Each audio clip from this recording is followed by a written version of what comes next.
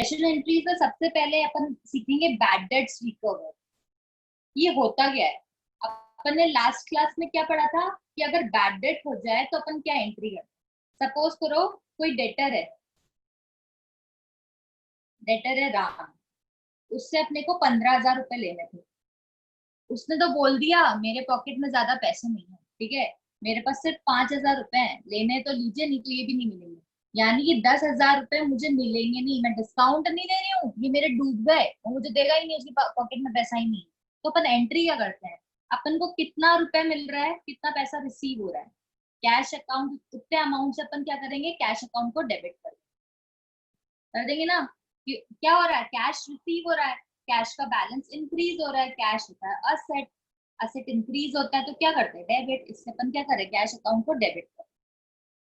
और bad debts हो रहा है, अब अपने को पता है कि अपन को राम से कितना लेना था, 15,000 रुपए लेना था। अब चाहे वो मुझे सिर्फ 5,000 दे रहा है, 10,000 मेरा डूब रहा है, अब मुझे राम से कोई लेना देना नहीं है, मुझे पता है वो फ्यूचर में भी पैसा नहीं देगा, ठीक है। तो अपन क्या करते हैं, राम राम डेटर था, तो डेटर को अपन ने डेबिट कर रखा था, अब इसके अकाउंट को अपन खत्म कर रहे हैं, अपन को अब इससे लेना देना नहीं रहेगा, तो क्या करेंगे, इसके नाम को हटा देंगे अपनी बुक्स में से। तो नाम को हटाना होगा, तो जितने अमाउंट से डेबिट कर रखा उतने अमाउंट से क्रेडिट कर दिया। तो मैं क्रेडिट कर दिया राम को 15,000 रुपए से। अब देखो क्या हुआ, मतलब 10,000 मुझे पता है कि 15,000 में से 5,000 तो मुझे वो दे रहा है, दे दिया, और जो बचा हुआ 10,000 रुपए है ना, वो मेरा डूब रहा है। तो बैड डेट, और जो डूब जाता है उस अमाउंट को क्या बोला जाता है, बैड डेट। जो डेट वो बुरे हो गए, मतलब जो मुझे रिसीव नहीं होंगे, ऐसे डेट जो मुझे रिसीव नहीं होंगे उनको बोलते हैं बैड डेट। तो बैड डेट अकाउंट डेबिट, इसको अपन खर्चा, इसको अपन लॉस की तरह माने। लॉसेस क्या होते हैं, डेबिट होते हैं। अपने को पता ना, एक्सपेंसेस एंड लॉसेस अपन क्या करते हैं, डेबिट करते हैं। यहाँ पे मैंने डेबिट कर दिया 10,000 रुपीज और राम को मैंने क्रेडिट कर दिया 15,000। ये तो मैंने तुम्हें क्लास में बता ही दिया था। अब कभी कभी क्या होता है ना, किसी का जमीर जाग जाता है, ऐसा डेटर जिसको लगा था यार मैंने ना गलत कर दिया, या उसके पैसे मुझे दे देने चाहिए थे, या उस टाइम चलो मेरे पास नहीं थे, लेकिन आज तो मैंने इतना वापस से कमा लिया है, मैं दे देता हूँ वापस। तो क्या हुआ ना, 3 साल 5 साल बाद उसको लगा कि मुझे रीपे कर देना चाहिए, तो राम वापस आया। राम आया, उसने बोला कि मेरे पैसे थे जो मुझे देने थे, मैं दे नहीं पाया था, ये आप ये मुझसे ले लीजिए, ठीक है। अब अपने को अचानक से कोई अमाउंट 4 5 साल बाद रिकवर हो रहा है, जो मेरे पहले बैड डेट हो चुके थे, तो मैं क्या करूंगी, मैं कैसे एंट्री करूंगी, क्या मैं राम अकाउंट को वापस से खड़ा करूंगी, नहीं, ठीक है। मुझे तो सीधा सीधा पैसा मिल रहा है, और किस नाम पे मिल रहा है, जो मेरे बैड डेट डूब चुके, मतलब जो जो डेट मेरे डूब चुके थे वो मुझे रिकवर हो रहा है। तो मैं एंट्री क्या करूंगी, पता है, मुझे पैसा मिल रहा है ना, 10,000 रुपीज मेरे को राम आके देके गया बिजनेस के अंदर। फॉर्म में आया, मेरे ऑफिस में आया, और मुझे 10,000 जो उसकी पहले के थे, इंटरेस्ट नहीं दिया उसने, अब जितना दे दिया उतना ही अच्छी बात है ना, ये मेरा डूब गए थे तो ये मुझे मिल रहा है। अब मुझे कैश मिल रहा है तो मैं क्या करूंगी, कैश अकाउंट को डेबिट कर। और क्यों डेबिट कर रही हूँ मैं बहुत बार बता चुकी हूँ, ठीक है, असेट है, इंक्रीज हो रहा है, तो मैं डेबिट कर दिया। और मुझे कौन सा पैसा मिल रहा है, जो जो डेट मेरा डूब चुका था वो मेरा रिकवर हो रहा है, तो मैं क्या बोलूंगी, टू बैड डेट रिकवर्ड।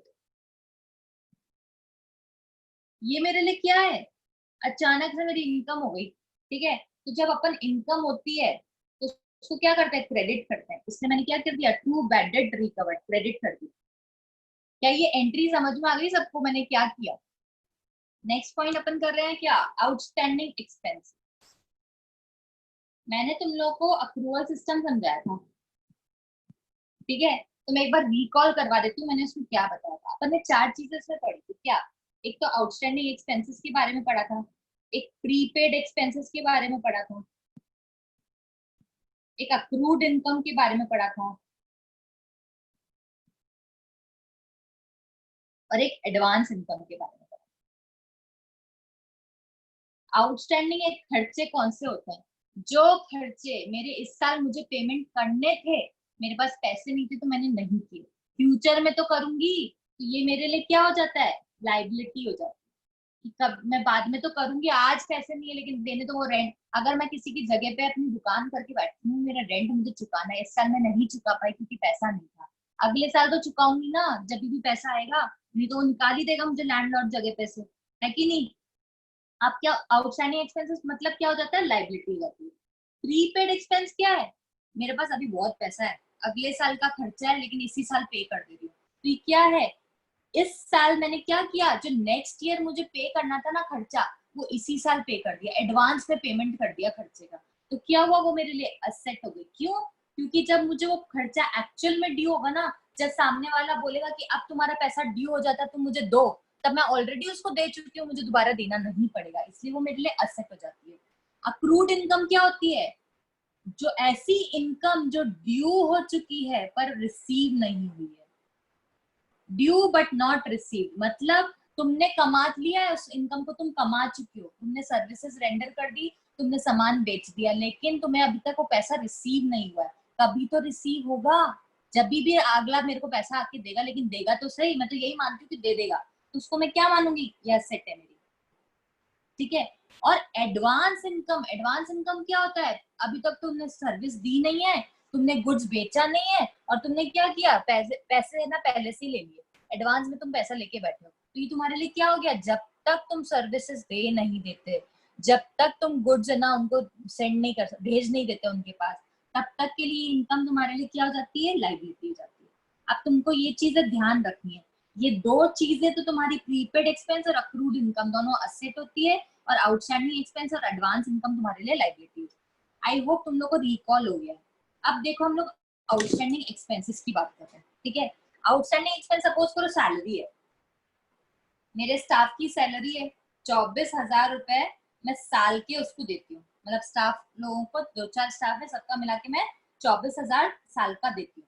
लेकिन हुआ क्या, मैंने सिर्फ 11 मंथ्स की उसको पे की है, स्टाफ अपने स्टाफ लोगों को सिर्फ 11 मंथ की कितनी हो जाएगी, 22,000 रुपए मैंने पे की है। 22,000 होगी कि नहीं होगी, हो जाएगी ना। तो 22,000 रुपए मैंने क्या किया, उसको पे किया। अब एक बार मुझे बताओ, आउटस्टैंडिंग क्या हुआ, मैं जो बुक्स ऑफ अकाउंट्स बनाती हूँ, मुझे एक बात पता है कि अपनी, मेरे को अगर ट्रू पिक्चर चाहिए कि मुझे करंट ईयर में मैंने एक्चुअल में कितना प्रॉफिट कमाया, तो तुम्हारे जितने भी एक्चुअल इनकम है, चाहे तुमने रिसीव की हो चाहे नहीं की हो, करंट ईयर की जो एक्चुअल इनकम है, चाहे रिसीव की हो चाहे नहीं की हो, कमाई है तुमने, उसमें से तुम एक्चुअल खर्चे माइनस कर दोगे, चाहे तुमने इनकर किए हो चाहे नहीं किए हो। अभी भी तुम्हें पे करना बाकी है, पर देना तो पड़ेगा ही ना, तुम्हारे उस साल का एक्चुअल में खर्चा हुआ ही है। 24,000 तुम्हारे इस साल का खर्चा है, चाहे तुमने अभी पूरा पेमेंट किया हो चाहे नहीं किया हो। तो मैं क्या करूंगी, ये 22,000 रुपए 11 महीने के मैंने पे किए, लेकिन जब बुक्स ऑफ अकाउंट्स बनाऊंगी ना, तो मैं पूरे उसमें 2,000 ऐड करूंगी और पूरे 24,000 रुपए वहां पे शो करूंगी, क्योंकि मुझे एक्चुअल प्रॉफिट निकालना है करंट ईयर का, इसलिए मैं ऐसा करूंगी। अब क्या होता है, अब सैलरी क्या हुआ, मैंने सैलरी होता क्या है मेरे लिए, एक्सपेंस है। ठीक है, और एक्सपेंसेस इंक्रीज होते हैं तो क्या करते हैं, डेबिट करते हैं। मैंने एक्चुअली में सैलरी कितनी पे करी थी मैंने 22,000, मुझे करनी कितनी चाहिए थी, 24,000। तो मैं करूंगी कैसे, इसका मतलब क्या होगा, सैलरी अकाउंट को मैं फर्दर डेबिट करूंगी 2,000 रुपीज से, जिससे कि क्या हो जाए, 24,000 हो जाए। ठीक है भाई, अच्छी बात है, मैं ऐसा कर दूंगी। ठीक है, तो मैंने क्या किया, सैलरी को डेबिट किया, कितने अमाउंट से डेबिट किया, 2,000 रुपीज से, क्योंकि मैंने इसको कम दिखा रखा था, मैंने कर दिया।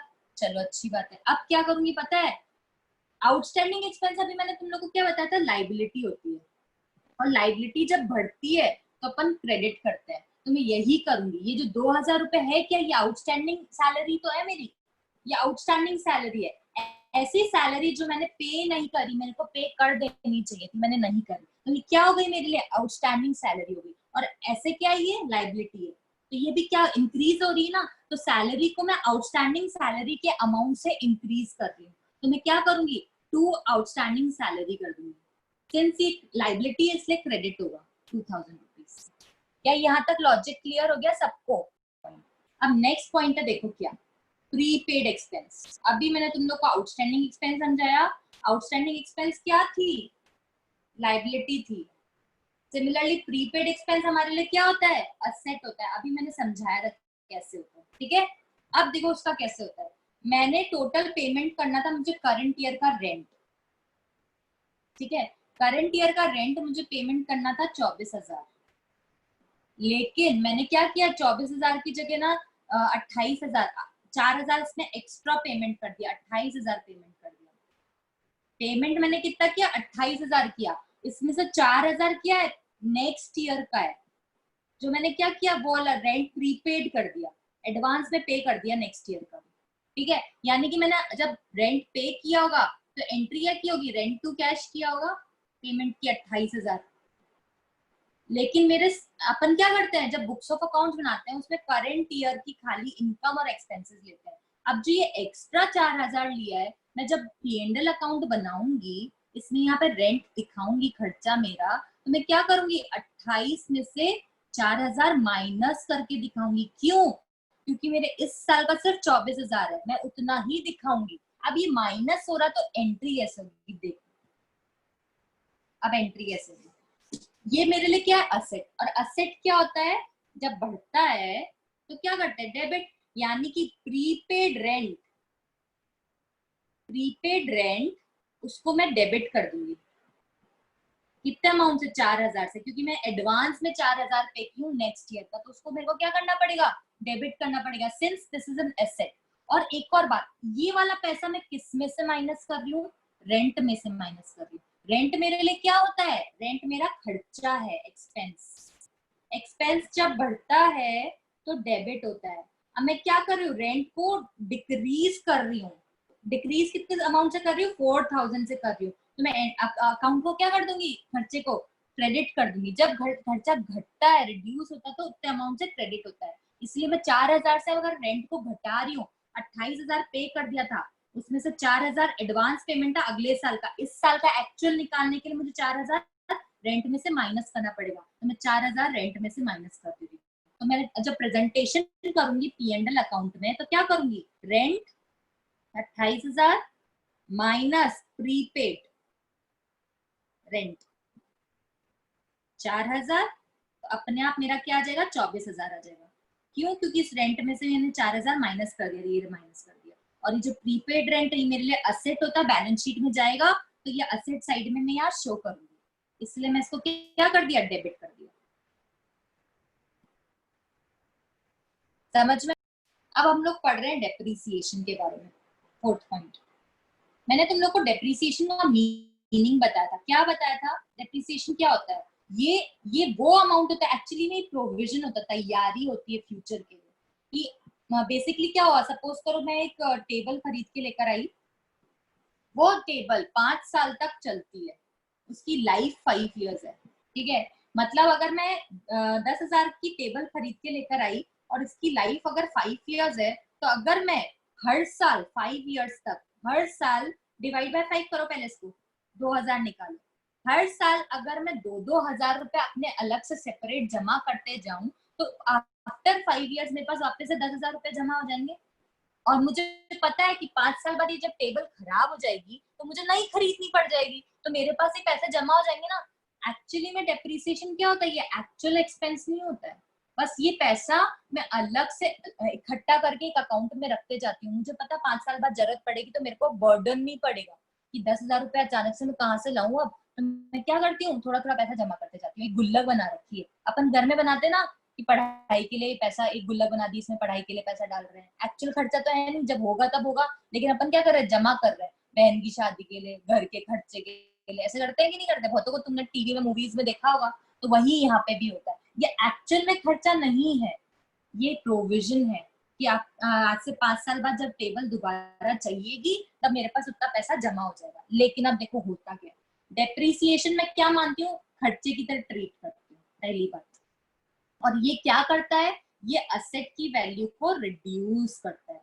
अब डेप्रिसिएशन क्यों क्यों चार्ज किया जाता है, देखो इसके 3 मेजर रीजन है। एक तो वेयर एंड टेयर की वजह से, जब तुम टेबल को डेली यूज कर रहे हो तो हो क्या रहा है, घिस रही है, घिसती है तो उसकी कीमत घटती है कि नहीं घटती है। इसीलिए एक तो ये रीजन हो गया कि डेप्रिसिएशन चार्ज किया जाता है। एक समय के साथ, समय तुम चाहे वो टेबल को यूज करो चाहे मत करो, ठीक है, पैसेज ऑफ टाइम, समय उसको यूज करो चाहे मत करो, एक कोने में भी पड़ी होगी ना तो भी उसकी कीमतें घटती जाएगी, जंग लग जाएगी पड़े पड़े। ठीक है, और एक रीजन होता है ऑब्सोलिसेंस। इसका मतलब क्या होता है, चीज मेरी टेबल ऑब्सोलीट हो गई, यार मतलब एक सिंपल सी लकड़ी की टेबल ही आई, आजकल तो कितनी इनोवेटिव टेबल्स होती है, इतने सारे उसमें ड्रॉर्स वगैरह होते हैं, इतने वो सेक्शंस बने हुए होते हैं कि इधर ये सामान रख लो, इधर ये सामान रख लो, उसको फोल्ड भी कर सकते हो, उसको अनफोल्ड करके आराम से बैठ के पढ़ सकते हो, इतनी सारी नई चीजें। जिस दिन मैं वो टेबल खरीद के लेकर आई उसके अगले दिन ऐसी टेबल लॉन्च हो गई। अब बताओ, मैं तो इतनी खुश होकर वो टेबल लेकर आई थी, मेरा काम हो जाएगा, पता चला अगले दिन ही वो टेबल ऑब्सोलीट हो गई। नई टेबल है लेकिन उसकी कीमत अचानक से घट जाएगी मार्केट में, क्यों? क्योंकि उससे बेटर चीज आ गई मार्केट में, समझ में आया? तो ये सब रीजन की वजह से हम डेप्रिसिएशन चार्ज करते हैं। चार्ज मतलब माइनस करते हैं, असेट की वैल्यू में से घटाते हैं। असेट की, इसकी वजह से क्या होता है, असेट की वैल्यू रिड्यूस हो जाती है। अब एक और बात समझो, मैंने दो बात तुमको बताई, डेप्रिसिएशन क्या होता है, एक तो एक्सपेंस होता है, एक्सपेंस इंक्रीज हो रहा है इसलिए डेबिट होगा। दूसरी बात क्या होती है, डेप्रिसिएशन जब अपन असेट पे चार्ज करते हैं तो असेट की वैल्यू रिड्यूस होती है। असेट की जब वैल्यू इंक्रीज होती है तो डेबिट होती है, तो रिड्यूस होगी तो क्रेडिट होगी, सिंपल सी बात है। अब देखो मैं एंट्री ऐसे करूंगी, डेप्रिसिएशन एक्सपेंस इसलिए डेबिट कर दूंगी, डेप्रिसिएशन अकाउंट डेबिट, और असेट की वैल्यू इससे घट रही है, कोई भी असेट हो सकता है, मशीनरी हो सकती है, तुम्हारा फर्नीचर फिक्सचर्स हो सकता है, कुछ भी हो सकता है। तो जो भी तुम असेट की बात करो उस असेट का नाम लिख दोगे और उसको क्रेडिट कर दोगे, क्योंकि उसकी वैल्यू घट रही है डेप्रिसिएशन की वजह से। अब नेक्स्ट पॉइंट अपन पढ़ रहे हैं, fifth point, interest on capital.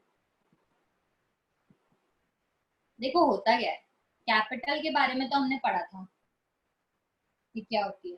Capital क्या होती है, वो अमाउंट जो प्रोप्राइटर इन्वेस्ट करता है बिजनेस में, ठीक है? प्रोप्राइटर जो बिजनेस में इन्वेस्ट करता है उसको बोला जाता है कैपिटल। अब बिजनेस जो होता है ना, उसको ऑब्लिगेशन होता है। क्या ऑब्लिगेशन होता है, कि वो प्रोप्राइटर को इस कैपिटल के ऊपर इंटरेस्ट दे, इंटरेस्ट दे, इसको बोलते हैं इंटरेस्ट ऑन कैपिटल। जैसे सपोज करो, अपन इसको कैसा मानेंगे, अपन लोन लेते हैं, बिजनेस क्या कर रहा है, प्रोप्राइटर से सॉर्ट ऑफ लोन ले रहा है, लोन लेते हैं तो उसपे क्या इंटरेस्ट पे करना पड़ता है ना, यहाँ पे भी वही लॉजिक लग रहा है। यहाँ पे क्या हो रहा है, बिजनेस में प्रोप्राइटर कैपिटल इन्वेस्ट कर रहा है, तो बिजनेस क्या कर रहा है, इन रिटर्न प्रोप्राइटर को इंटरेस्ट ऑन कैपिटल प्रोवाइड कर रहा है। अब बिजनेस के लिए तो इंटरेस्ट ऑन कैपिटल क्या हो गया, खर्चा हो गया, इसलिए अपन इसको क्या करेंगे, इंटरेस्ट ऑन कैपिटल को डेबिट कर देंगे, क्योंकि क्या है, खर्चा है, ठीक है?